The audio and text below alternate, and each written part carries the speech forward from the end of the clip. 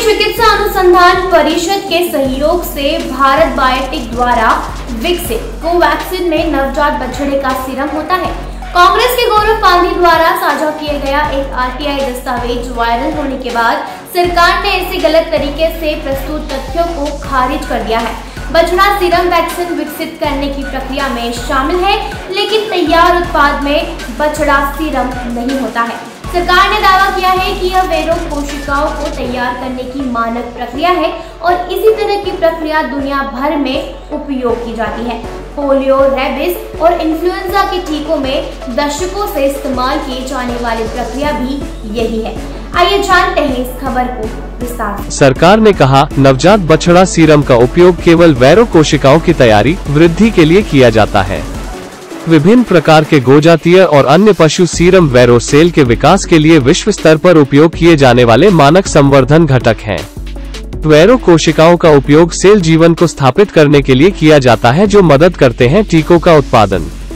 इस तकनीक का इस्तेमाल दशकों से पोलियो, रेबीज और इन्फ्लुएंजा के टीकों में किया जाता रहा है।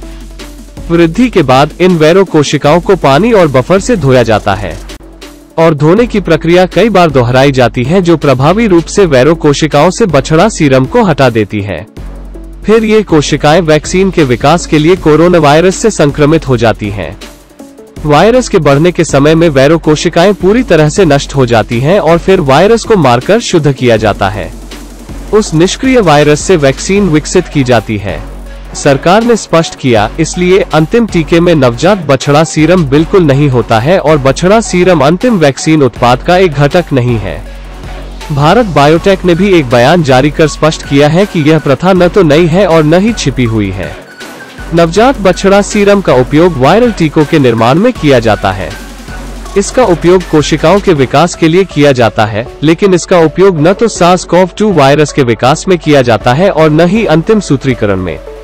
अन्य सभी अशुद्धियों को हटाकर केवल निष्क्रिय वायरस घटकों को शामिल करने के लिए कोवैक्सीन को अत्यधिक शुद्ध किया जाता है। प्रकाशन के नाम को सूचीबद्ध करते हुए कंपनी ने कहा, नवजात बछड़ा सीरम का उपयोग पिछले 9 महीनों से निम्नलिखित प्रकाशनों में पारदर्शी रूप से प्रलेखित किया गया था। देखने के लिए धन्यवाद।